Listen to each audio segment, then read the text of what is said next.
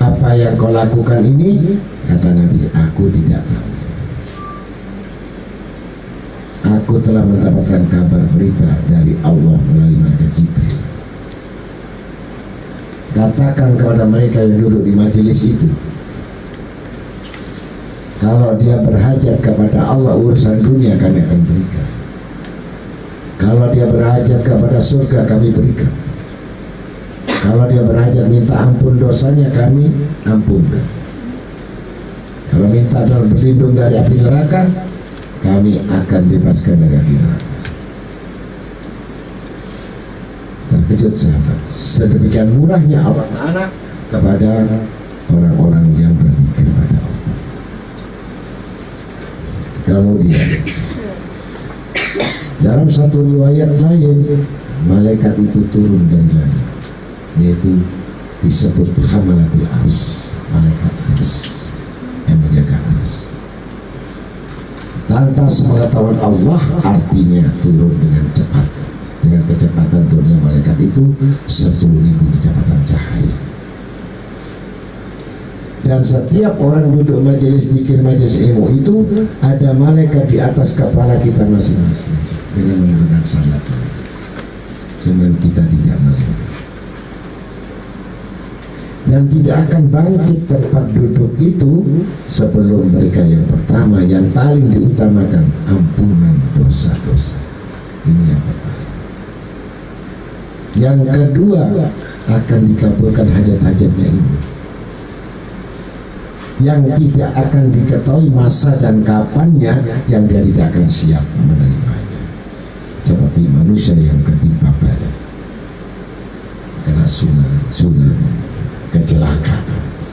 Tapi ini bukan sifat kecelakaan, tapi rahmatnya Allah. Itu keuntungan. Kemudian malaikat ini terus berzikir, bertasbih untuk mendoakan orang-orang yang duduk di majelis ilmu. Kemudian kembali ke atas sampai di kursi Allah. Allah bertanya kepada malaikat, dari mana engkau? Kami datang mengunjungi orang di majelis ilmu. Terus apa yang diminta di majelis ilmu? Dia berdoa, ya Allah. Apa yang diminta? Dia minta ampun dosa, aku kabulkan. Yang kedua apa? Dia minta surga, ya Allah. Hai malaikat, apakah dia tahu surga itu apa? Mereka tidak tahu, ya Allah, tapi dia mau. Dia minta nuntut surga. Bagaimana Jibril? Andai kata surga ini kuturunkan di muka bumi kepada mereka dan aku tunjukkan, apa yang dia lakukan kira-kira? Pasti dia tidak akan bangkit dari tempat majelis zikir itu karena tahu tempatnya yang diabadikan. Yang ketiga, tahukah mereka tentang neraka ancamanku yang setiap dimasukkan itu habis kulitnya tinggal tulang. Mereka takut akan siksa mati.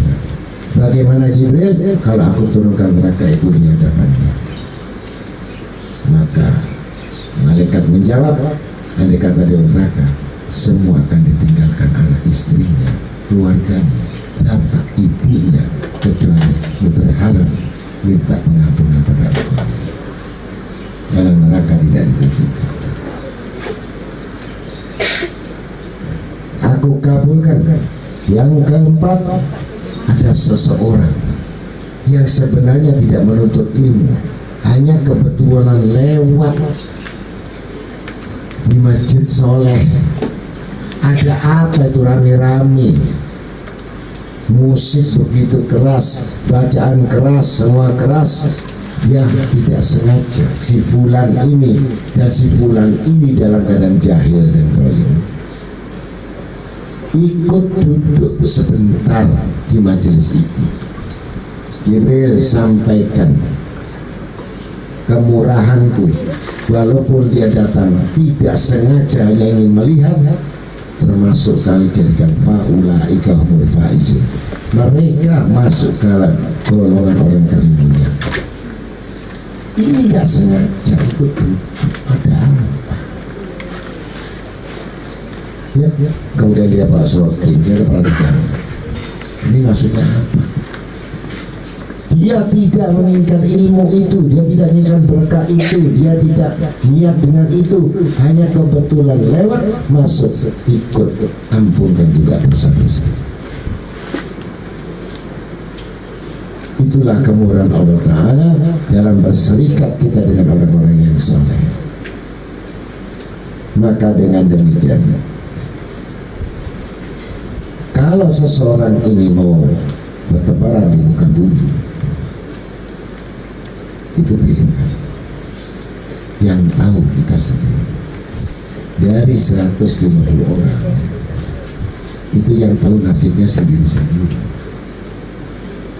Kau tinggal meletakkan pilihan.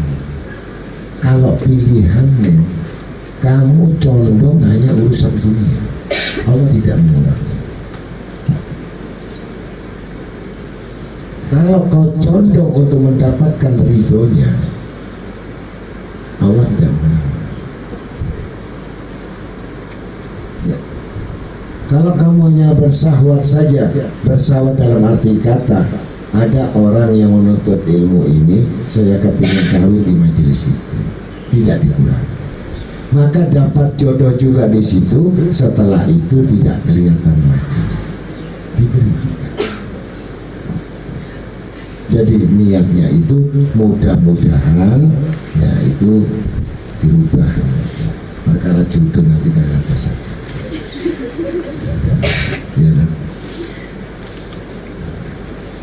Jadi kita harus bersih, tasghiyal qulub, membersihkan hati kita.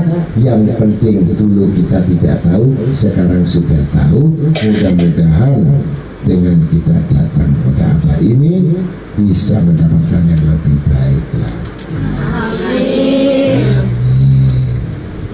Ya, jangan khawatir, jodoh itu ada tulisannya.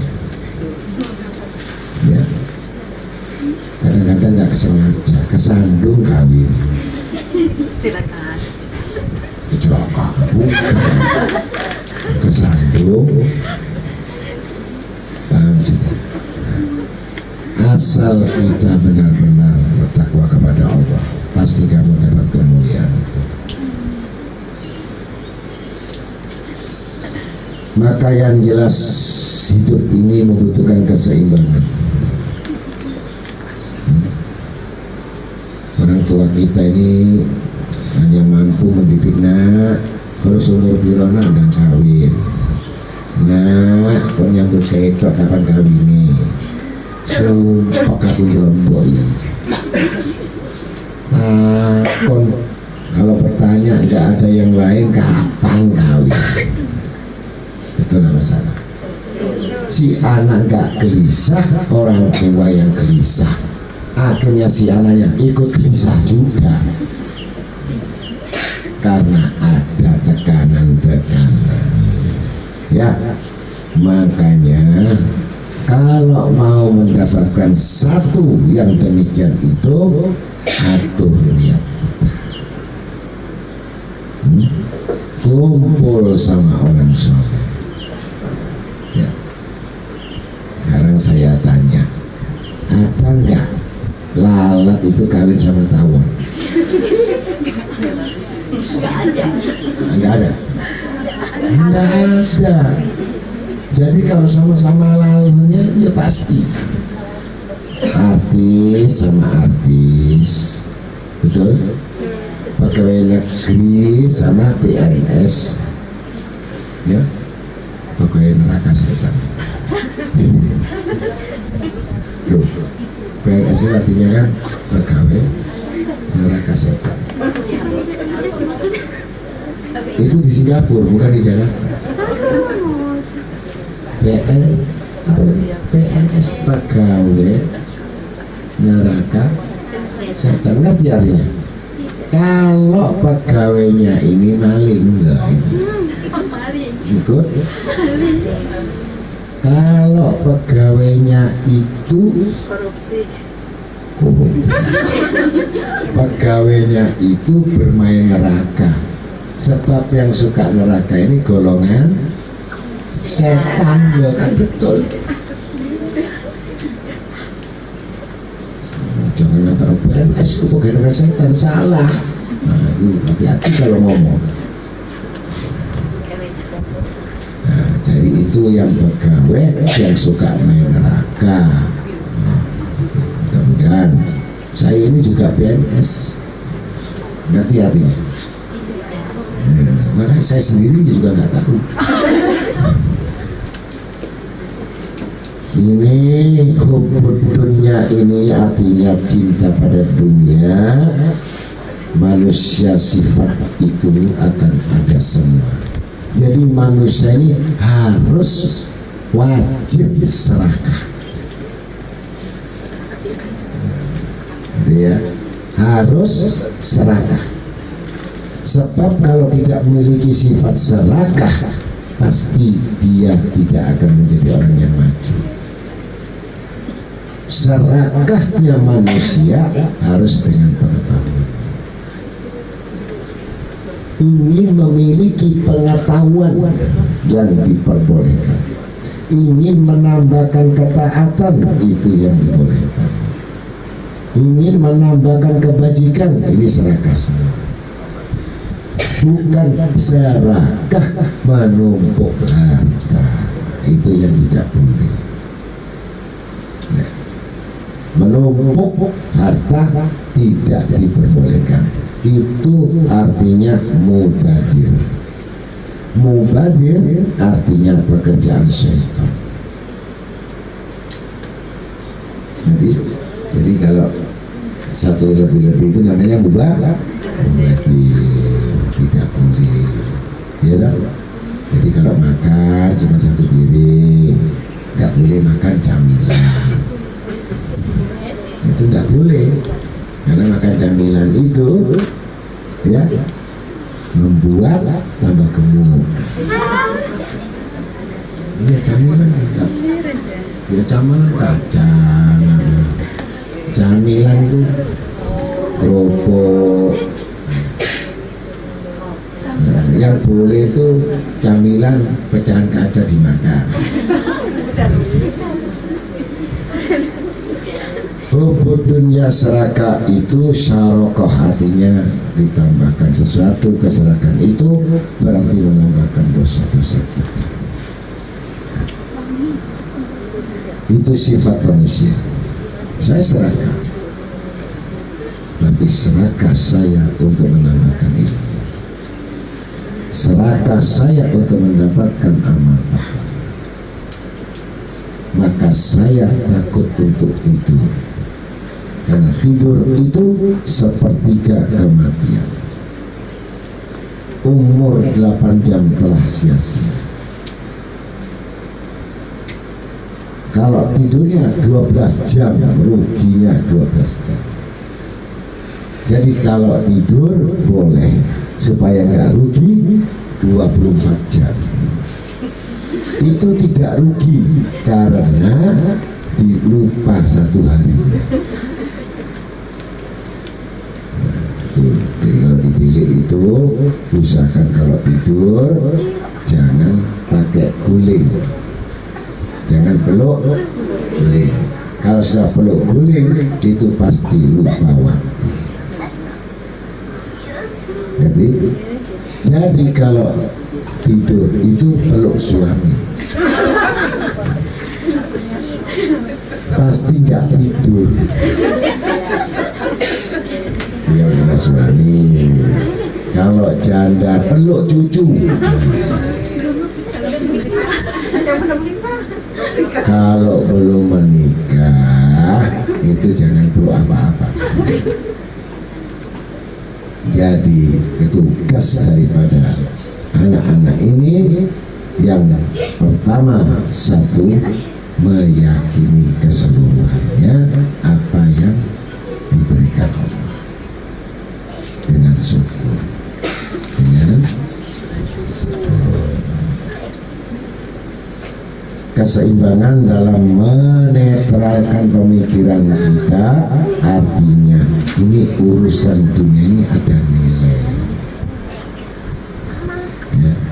belajar ada nilai, waktu ada nilainya, nilai agama ada nilainya,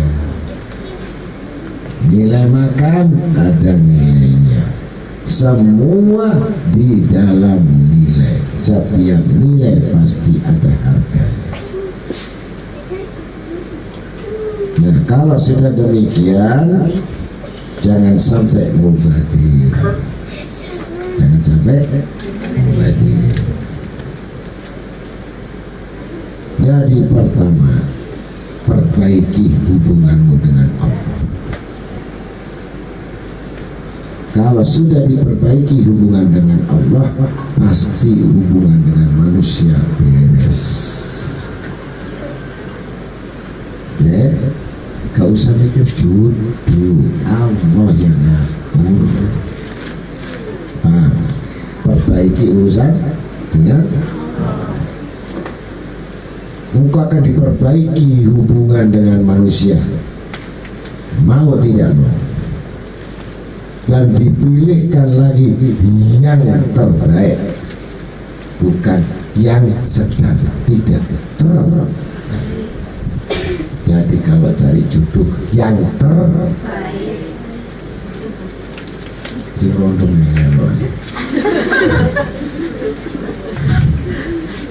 ya, kalau yang terbaik berarti memiliki kelebihan dan kelebihan. Hati-hati memutuskannya, karena sekali keputusan yang kamu ambil salah, pasti sangat panjang penyesalan. Nih, perbaikilah akhiratmu, niscaya Allah akan memperbaiki urusan dunia. Jangan takut fakir, jangan takut gak punya rezeki, jangan takut gak punya rumah, jangan takut gak kerja, jangan takut, gak usah takut. Tapi takutlah kamu kalau kamu tidak bisa mengerjakan ibadah kepada Allah.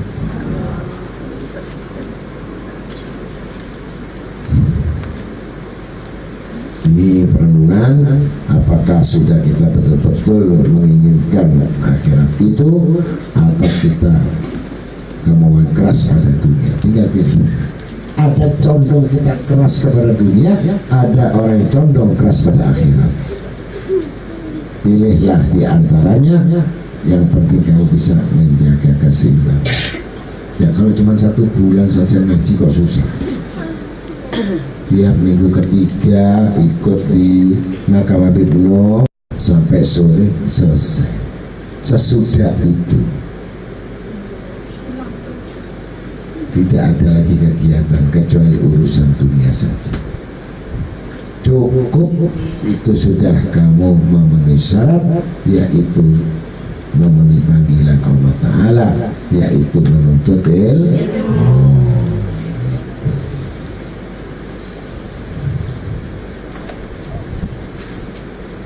Walakin asaranas la ya'lamun, karena kebanyakan manusia tidak tahu. Kalau manusia itu tidak tahu, berarti minta petunjuk. Bagaimana seorang yang buta? Seorang buta, dia tidak tahu jalan. Dia dapat petunjuk, itu hanya tongkat.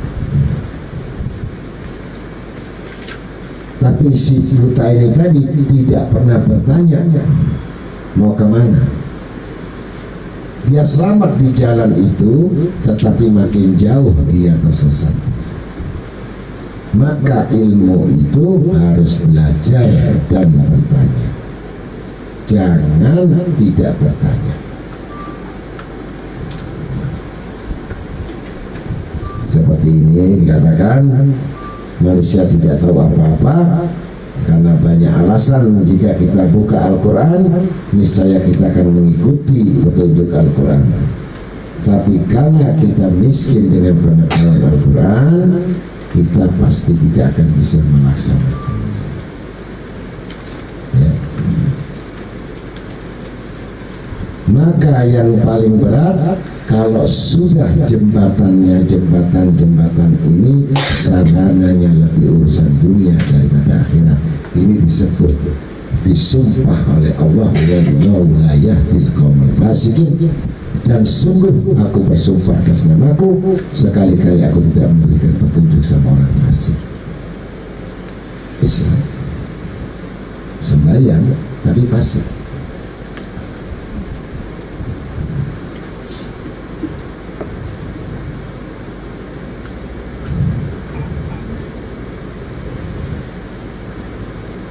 Di situ makanya nanti kalau sudah meninggal itu nggak ada alasan. Fasik itu orang Islam tapi tidak mengerjakan perintah Allah. Fasik itu disebut orang Islam tapi kalau dinasihati nggak pernah dikerjakan. Inggih buatan kepanggih itu orang fasik.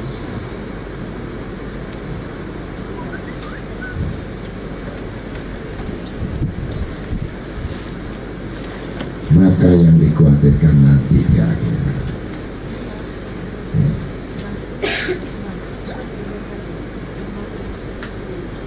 kalau orang munafik itu 3 ciri khas. Kalau berbicara bohong atau dusta, kalau janji dia ingkar, kalau diberikan amanat dia khianat. Stempel munafik. Ingat-ingat, kalau janji ingkar, kalau bicara dusta, kalau dapat amanat ini nerakanya lebih dalam lagi daripada orang kafir. Jadi bahan bakarnya orang kafir ini orang munafik, dan kuburan orang munafik itu lebih amis daripada orang kafir, karena dia mengetahui tetapi dia tidak beriman kepada Allah. Dari kata munafik adalah dari bahasa Arab nafaqah. Nafaqah itu 2 lubang. Jadi kalau ini enak di sini, begitu gak enak dia lari ke depan lain. Seperti lubang tikus. Diketahui di sini dia lari masuk ke sini. Selamat. Jadi zaman Nabi sudah ada. Jadi Nabi waktu itu kekurangan tentara, si munafik ini melihat, oh pasti terbunuh Nabi sama tentaranya, lari ke orang kafir ini yang kaya. Cerita jelaskan sama Nabi Muhammad. Ini rasanya Nabi Muhammad begini supaya kamu terbunuh. Bermuka 2. Itu namanya munafik, topeng. Jadi ini sudah dapat ini, begitu ketahuan waktu perang mau kalah lagi ini, lari ke Nabi Muhammad. Hati-hati, itu sifatmu. Kita belajar sebentar. Kita belajar dulu, nanti tanya. Katakanlah yang sebenarnya, walaupun banyak.